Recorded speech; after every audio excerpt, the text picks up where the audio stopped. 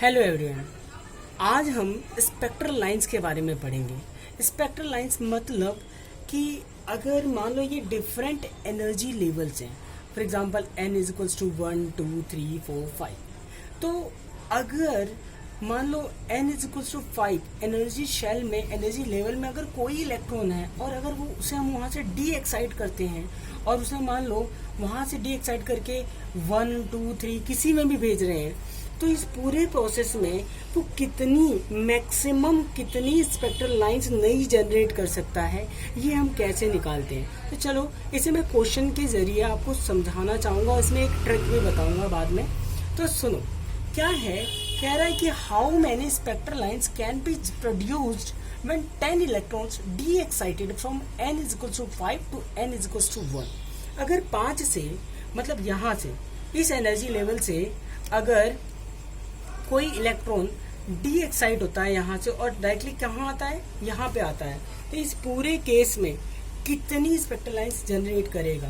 तो ऐसे में क्या करते हैं बच्चे, कुछ नहीं करते हैं, सीधा सॉल्यूशन लिखते हैं और सॉल्यूशन में क्या करते हैं, एक फॉर्मूला रटा हुआ होता है, that is what, n2 minus n1 n2 minus n1 plus 1 divide by 2। तो यहाँ पे कहेंगे क्या कि जो मान लो n1 मान लो या n2 मान लो वो 5 है, तो 5 माइनस कहाँ पे आ रहा है, 1 पे आ रहा है, तो 5 माइनस 1, सिमिलरली 5 माइनस 1 और ये क्या है प्लस 1 डिवाइड बाय 2। तो प्लस 1 और माइनस 1 खत्म, तो ये क्या आ जाएगा 4 इंटू 5 डिवाइड बाय 2, तो 2 2 जा 4, तो 5 2 जा 10। मतलब टोटल 10 स्पेक्ट्रल लाइंस ऐसी होंगी जो इस पूरे प्रोसेस में जब इलेक्ट्रॉन यहाँ से यहाँ मूव करके आएगा तो 10 स्पेक्ट्रल लाइंस प्रोड्यूस होंगी और आंसर ये आ गया। ठीक है, लेकिन एक बात याद रखना कि ये तब पॉसिबल है जब कोई एक इलेक्ट्रॉन का सिस्टम आपको दे रखा हो या फिर बहुत सारे इलेक्ट्रॉन हो। लेकिन सपोज क्या होता अगर यहाँ पर 10 के बजाय आपको ये 2 इलेक्ट्रॉन का सिस्टम देता और कहता 2 electron n is equals to 5 पे प्रेजेंट है, तो बताओ अगर ये 2 के 2 इलेक्ट्रॉन डी एक्साइट होकर n इज इक्वल्स टू 1 पर आकर लैंड कर जाएं, तो इस केस में ये जो दोनों electron n is equals to 5 से 1 पे आ रहे हैं, तो इस पूरे प्रोसेस में कितनी नई स्पेक्ट्रल लाइंस प्रोड्यूस कर सकते हैं, मैक्सिमम कितनी कर सकते हैं। तो देखो इसका आंसर भी अगर सिंपल सा मैं फॉर्मूला लगा के देना चाहूँ जैसे कि बच्चे करेंगे। सेकंड केस मान लो जो ये है, क्या है कि n2 minus n1 n2 minus n1 plus 1 divide by 2। तो n2 फिर से मेरा 5 रहेगा, n1 कहाँ आ रहा है, 1 पे आ रहा है। ठीक है, 5 माइनस 1 प्लस 1 डिवाइड बाय 2, तो यहाँ से 1 से 1 कैंसिल और 5 माइनस 1 4 इंटू 5 डिवाइड बाय 2, 2 2 जा 4, 5 2 जा 10।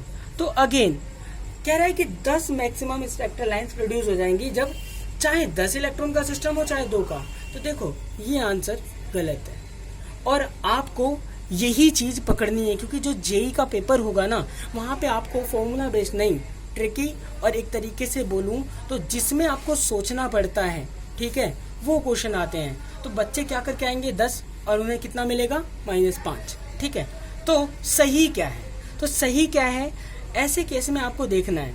देखो अगर मैं इसे सही से सॉल्व करके बताऊं, 5 स्पेक्ट्रल लाइंस दे रखी हैं, मान लो ये 5 दे रखी हैं, n इज इक्वल्स टू 5 और ये क्या है n is equals to 4, n is equals to 3, n is equals to 2 and n is equals to 1। तो अगर मैं कहूँ मेरे पास मान लो एक इलेक्ट्रॉन ये है और एक इलेक्ट्रॉन ये है, क्योंकि इसमें 2 इलेक्ट्रॉन है ऑलरेडी गिवन है, तो अगर ये 2 इलेक्ट्रॉन हैं तो मैं कह रहा हूँ इन दोनों इलेक्ट्रॉन को मुझे यहाँ से ट्रांसपोर्ट करके यहाँ लाना है, मतलब यहाँ से यहाँ लाना है। तो यहाँ से यहाँ लाने में n इज इक्वल टू 5 से 1 में लाने में मुझे जितनी डिफरेंट एनर्जी मिलेंगी उतनी डिफरेंट स्पेक्ट्रल लाइंस जनरेट होंगी। तो हमें पाथ ढूंढना है एक्चुअली, कौन कौन सा पाथ ये यहाँ से यहाँ तक फॉलो कर सकता है। तो देखो अगर मैं N1 की बात करूं तो देखो इलेक्ट्रॉन पहला हो सकता है कि वो इलेक्ट्रॉन पहले यहाँ आए, सीधा n=5 से n=4 में आए। तो इसके बीच अगर मुझे एनर्जी देखना है तो E5 minus E4 is equals to delta E कह सकता हूँ, इसे डेल्टा E1 बोल रहा हूँ मैं, इसे डेल्टा E1 शायद ना दिख रहा हो, कोई बात नहीं। तो मैं कह रहा हूँ E5 माइनस E4 से अगर मैं डेल्टा E1, ठीक है, तो इस पूरे प्रोसेस में E1 energy, delta E1 energy निकल रही है। तो याद रखना डेल्टा E1 एनर्जी निकल रही है तो मतलब जो एनर्जी होती है वहां से हमें पता चलता है कि वेवलेंथ क्या निकल रही होगी। तो डेल्टा E1 एनर्जी के लिए मान लो λ1 वेवलेंथ निकल रही है, तो यहाँ से एक नई स्पेक्ट्रल लाइन्स जनरेट हो रही होगी। सिमिलरली इलेक्ट्रॉन ने क्या किया होगा, हो सकता है वो N5 से N4 पे जंप किया हो, फिर N4 से N3 पर, फिर N3 से N2 पर और N2 से N1 पर, फाइनली कहाँ पहुंचा, 5 से 1 पे पहुंच गया। तो देखो हमें पता है कि हर शेल की एनर्जी अलग अलग होती है, तो सिमिलरली दो शेल की एनर्जी का डिफरेंस भी अलग अलग होगा। तो मैं यही कह रहा हूँ यहाँ से यहाँ तक आने में क्या ये यहाँ पर λ2, यहाँ पर λ3 और यहाँ पर λ4 चार अलग अलग वेवलेंथ प्रोड्यूस कर रहा होगा, और चार अलग अलग वेवलेंथ प्रोड्यूस कर रहा होगा तो मैक्सिमम 4 नई स्पेक्ट्रल लाइंस जनरेट कर रहा होगा। तो अगर मेरे से कोई पूछे कि पहला इलेक्ट्रॉन मैक्सिमम कितनी स्पेक्ट्रल लाइंस जनरेट कर सकता है तो इसका आंसर होगा 4। Total spectral lines generated by first electron, तो ये क्या होगा 4।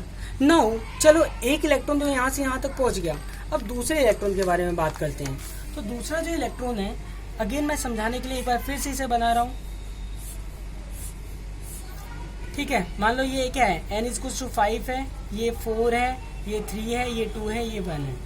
देखो पहला इलेक्ट्रॉन मेरा जा चुका है। नाउ हम दूसरे की बात करते हैं। दूसरा इलेक्ट्रॉन मान लो ये जो इलेक्ट्रॉन है ये कौन सा है, सेकंड वाला, ठीक।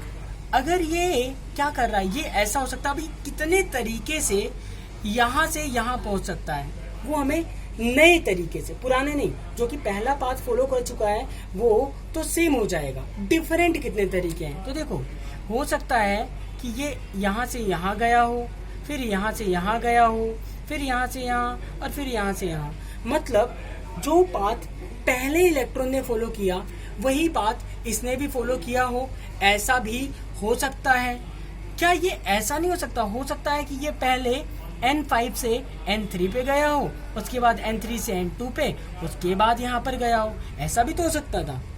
नहीं तो ये भी तो हो सकता था कि वो पहले यहाँ गया हो, N5 से N3 पे गया हो, फिर N3 से सीधा N1 पे चला गया हो। क्या ऐसा नहीं हो सकता था कि वो पहले सीधा N5 से N2 पे, फिर यहाँ पर 1 पे गया हो।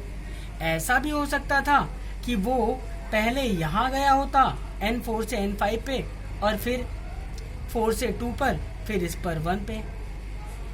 इसके बाद देखो क्या ऐसा नहीं हो सकता था क्या ये सीधा पहले से इस पे चला गया होता, ये भी हो सकता है। तो देखो इतनी पॉसिबिलिटी है, इतनी प्रोबेबिलिटी है कि इनमें से कोई एक पाथ फॉलो करेगा, सारे नहीं, कोई एक पाथ।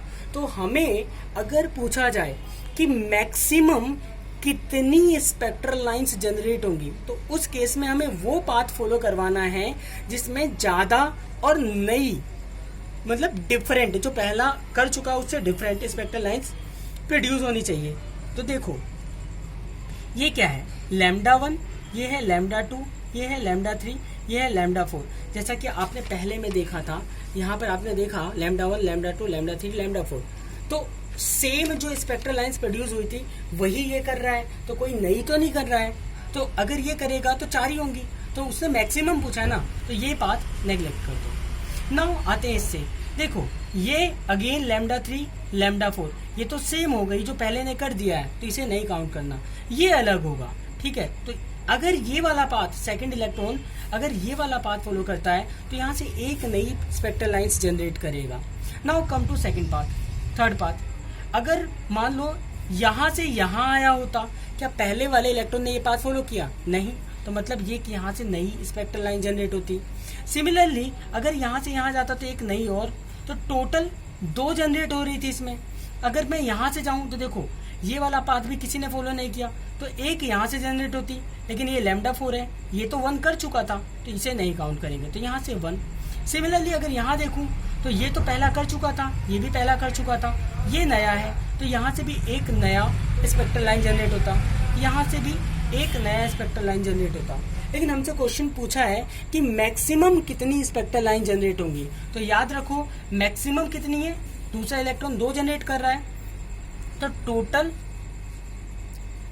स्पेक्ट्रल लाइंस जनरेटेड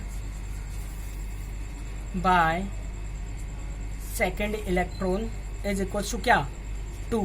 तो अगर मैं इससे पूछा टोटल कितनी जनरेट होंगी जो फर्स्ट और सेकेंड इलेक्ट्रॉन की वजह से होंगी, तो टोटल स्पेक्ट्रल लाइंस जनरेटेड तो कितनी होगी, 4 पहले इलेक्ट्रॉन की वजह से प्लस 2 दूसरे इलेक्ट्रॉन की वजह से, तो आंसर क्या आएगा 6, और ये करेक्ट आंसर है। तो याद रखना कि आगे से आप लोगों को करना कैसे है।